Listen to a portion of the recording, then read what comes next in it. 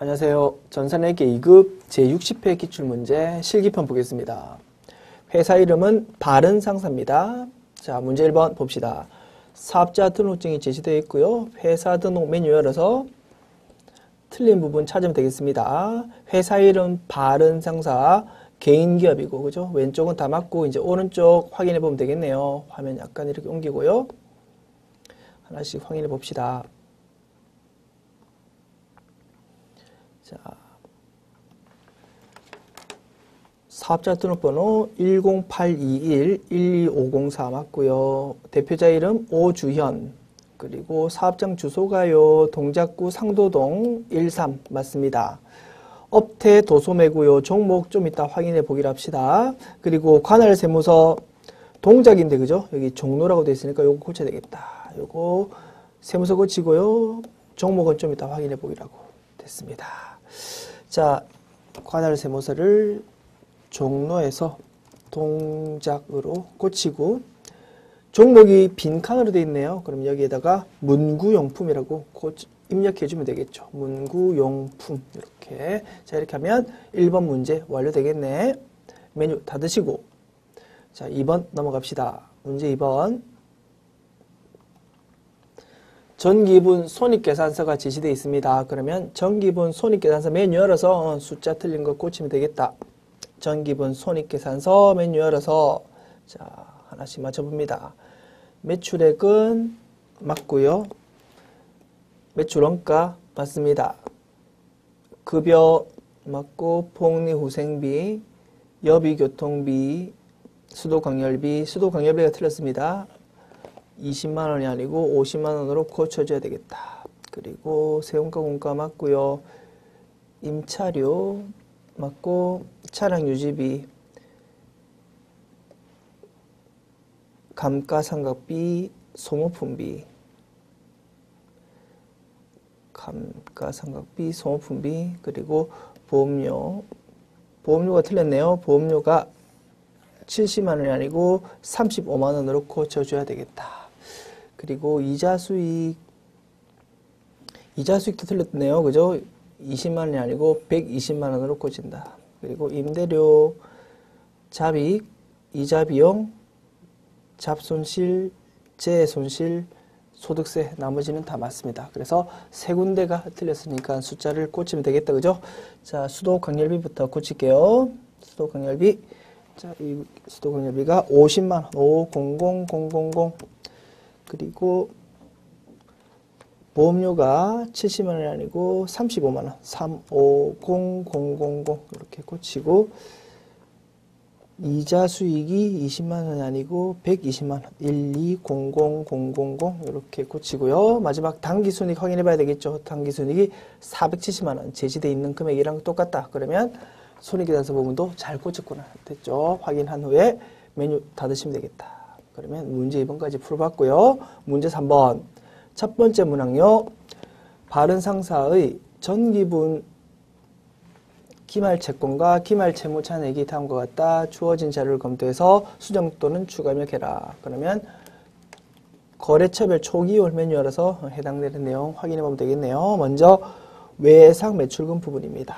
하나 문구가 200만원 맞고요.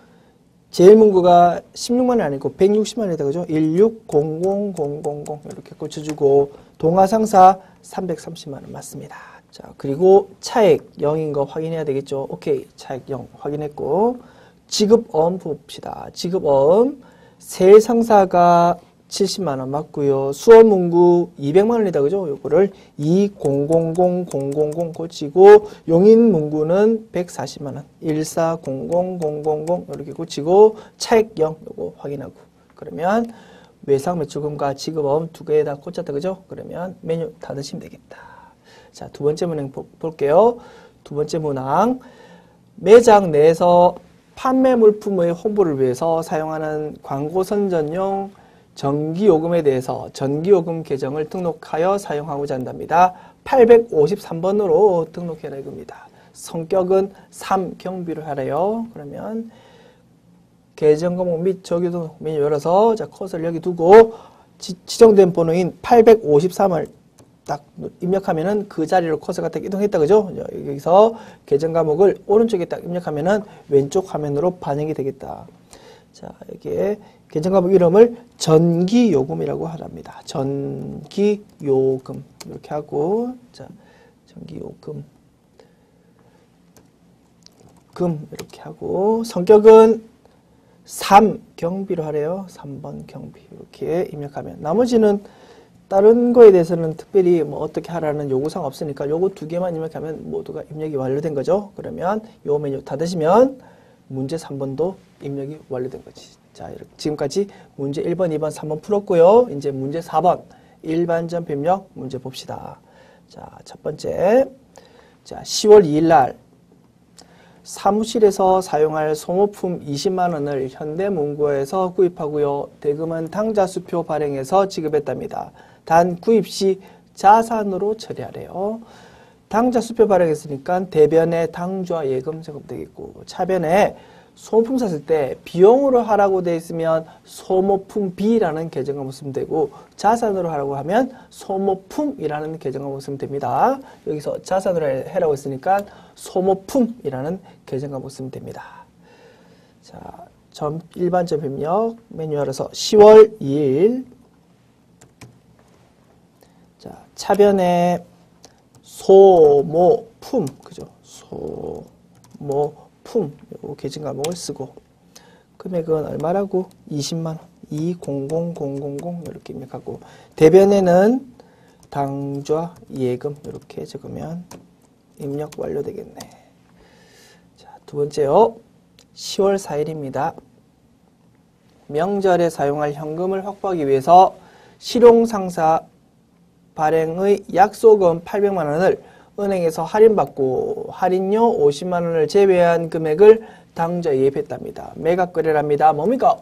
할인 거래죠. 그래서 매출 채권 처분 손실이라는 계정 금액이 나온다. 이렇게 키포인트를 딱 우리가 기억하면 풀 수 있겠다. 10월 4일요.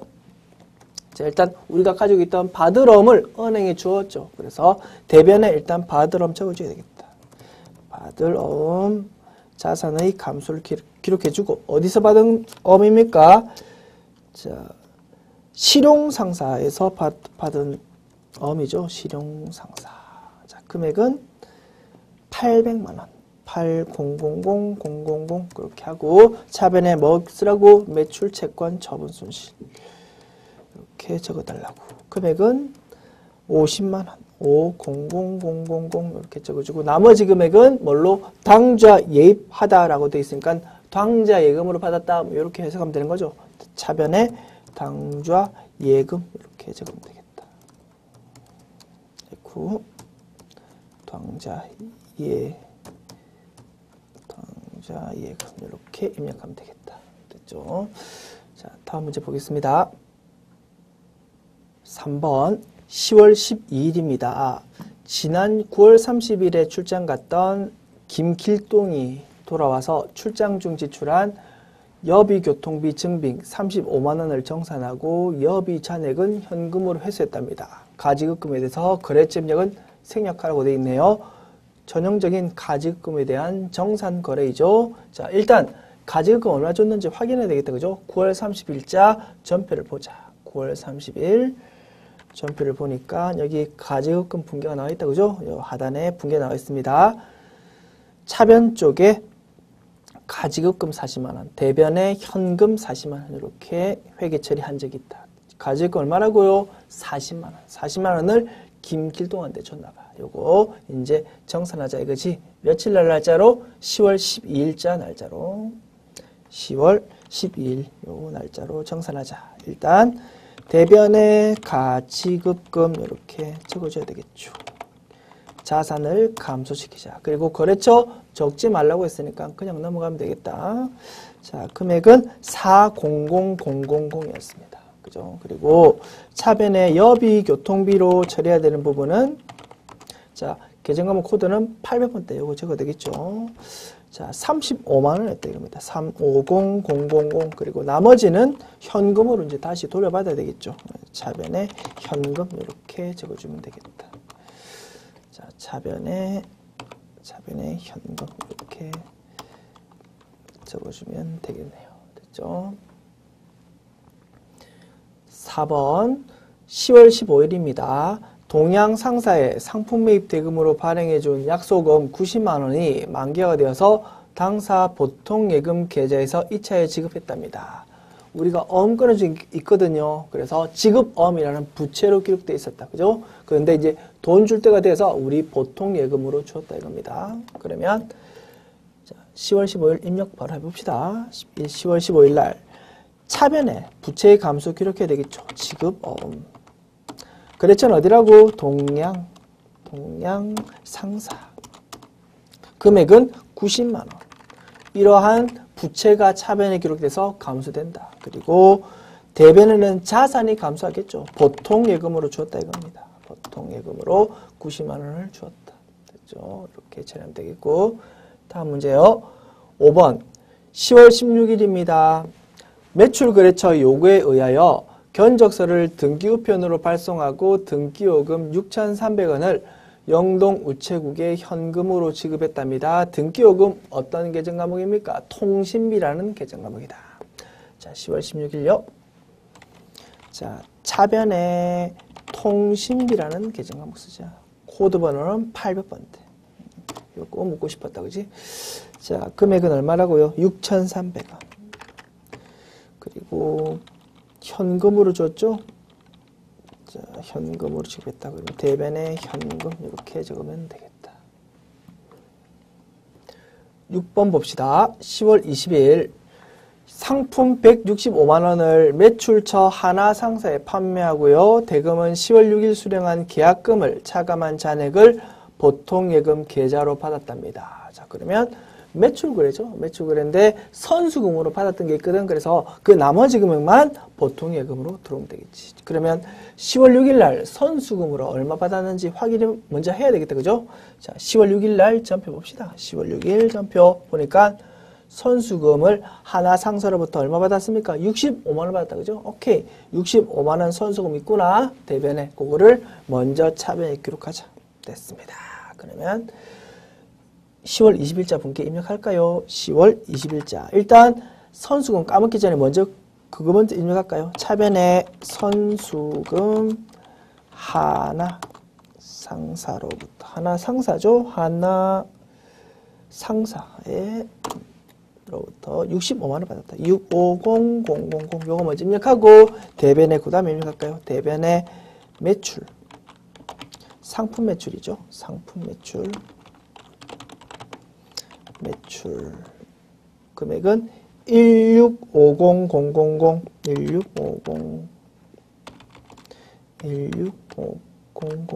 이렇게 입력하고 그리고 차변에는 나머지 금액인 100만 원을 보통예금을 받은 거죠.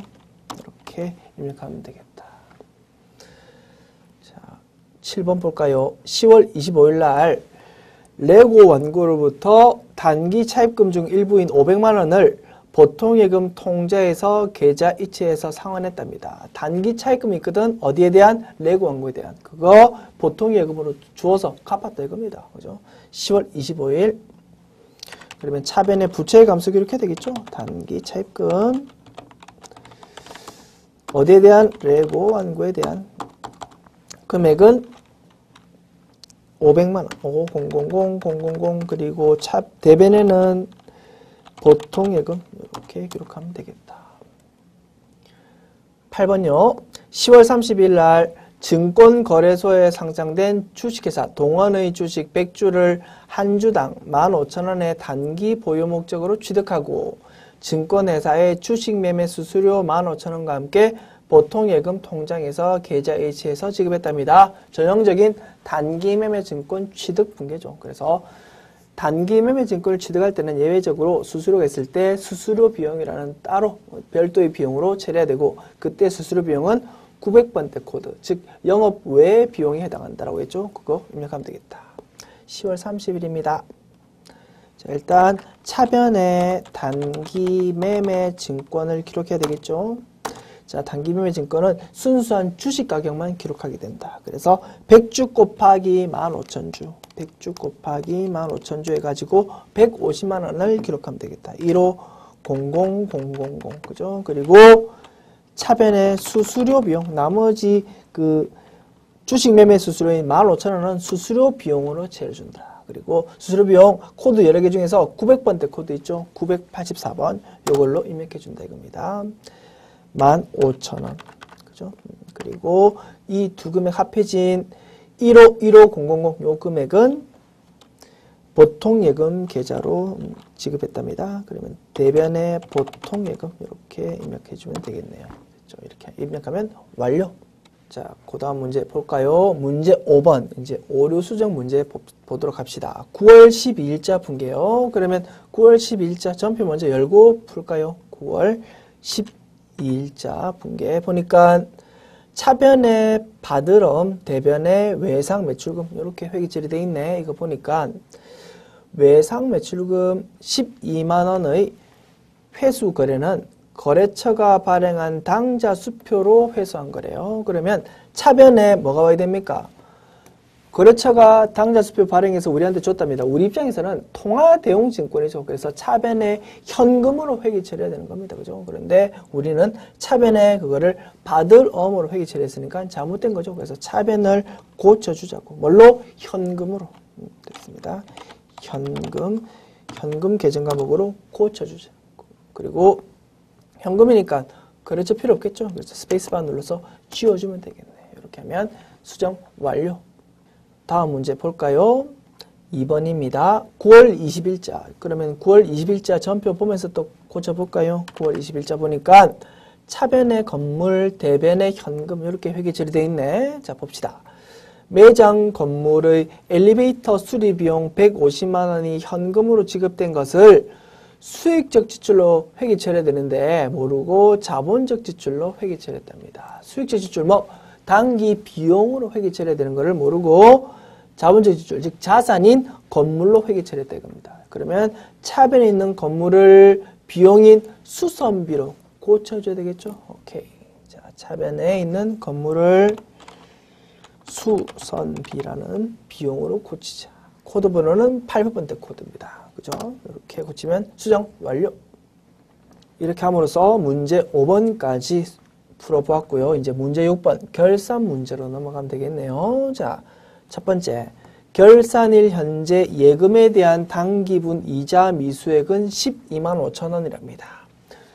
돈은 아직 안 받았습니다. 그러나 발생주에 따라서 올해의 이자 수익으로 인식해야 되는 부분이 12만 5천 원 있는 거지. 그러면 대변에 이자 수익 12만 5천 원, 차변에 뭘로? 미수 수익으로 기록하면 되겠다. 됐죠? 자, 12월 31일자로 결산일로 날짜를 딱 바꾸고요.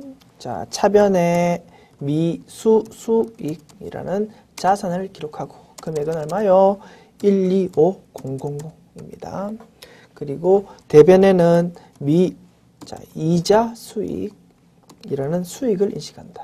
돈은 아직 안 받았지만 발생주에 따라서 이렇게 대변의 이자 수익을 인식한다 이겁니다. 됐죠? 이렇게 하면 1번 입력 완료. 2번요. 기말 합계 잔액 시산표의 가수금 잔액은 거래처 경인 상사에 대한 외상대금 회수액으로 판명이 되었답니다. 자, 일단 현금이나 보통예금을 받으면서 가수금 임시계정으로 처리했었거든요. 그게 이제 정체가 밝혀진 거지. 돈 들어온 게 외상대금 회수액이 될 겁니다. 그러면 대변에 외상 매출금을 적어주면 되겠죠. 오케이. 자, 가수금 금액을 확인해야 되겠다. 그러면 합계 잔액 시산표 메뉴를 봐야 되겠네요. 그죠? 12월 30일자로 합계 잔액 시산표를 조회해 보는 것이지. 자, 가수금이니까 부채 쪽에 있겠죠. 유동 부채 쪽에 보니까 가수금이 얼마 있나? 80만 원 있습니다. 자, 더블 클릭하면 상세한 내용까지 볼 수 있죠. 더블 클릭해 볼까? 보니까 여기서 다시 더블 클릭하면 전표 내용까지 아래에서 볼 수 있습니다. 보니까 11월 1일 날 차변의 현금, 대변의 가수금 이렇게 회계 처리했었다 이겁니다. 그래서 가수금 금액이 80만 원이었구나. 이제 확인했죠? 그러면 이제 여기 대변에 적힌 가수금을 차변으로 보내서 없애주고 대변 자리에 뭘로 넣어주라고? 외상 매출금으로 넣어주라고. 자, 입력합시다. 그리고 가수금, 가지급금 이런 것들 채권 채무니까 원칙적으로는 거래처 입력하는 것이 원칙인데 입력 안 하는 경우도 종종 있거든요. 그래서 이때 처음에 가수금 발생하는 분계를 보면서 거래처가 입력되어 있는지 안 되어 있는지 요거 확인하면 더 정확한 답안 작성이 되겠죠. 자, 거래처가 아무것도 입력 안 된 상태다. 그죠? 그러면 차변에 가수금 기록할 때도 거래처 입력 안 하면 되는 것입니다. 됐습니다.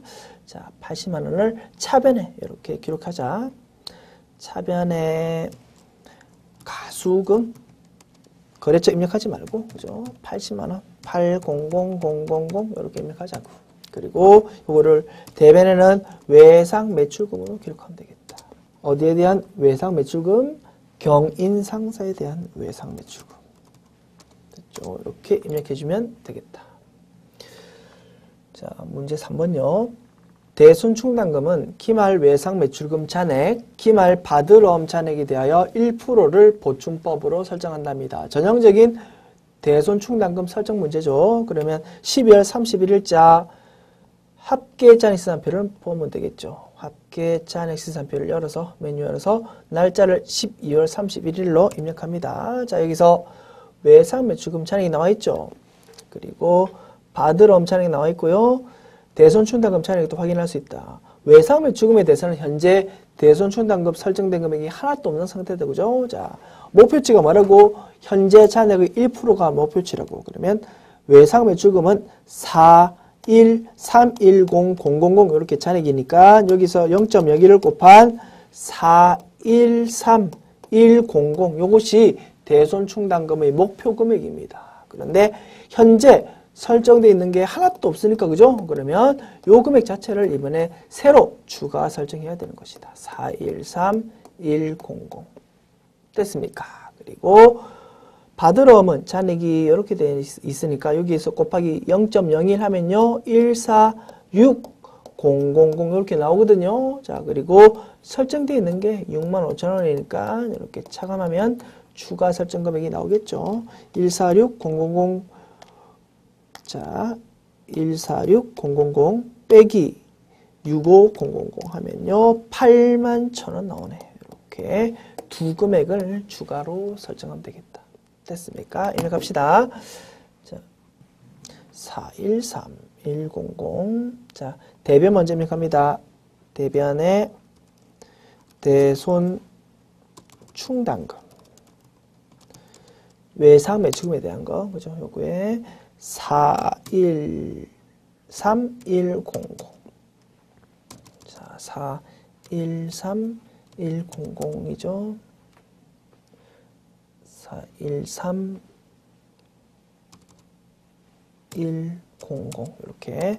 그리고 대변의 대손충당금입니다. 이번에는 받으러움에 대한 거. 요거는 81,000원 8100 이렇게 추가 설정할 것이고, 차변은 뭐라고? 대손상가비라고.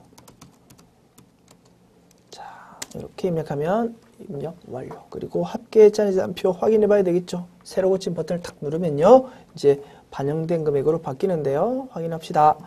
외상 매출금 잔액의 1%만큼이 대손충당금 가 있고, 받으러옴 잔액의 1%만큼이 대손충당금 가 있고. 됐죠? 이렇게 확인했습니다. 됐죠?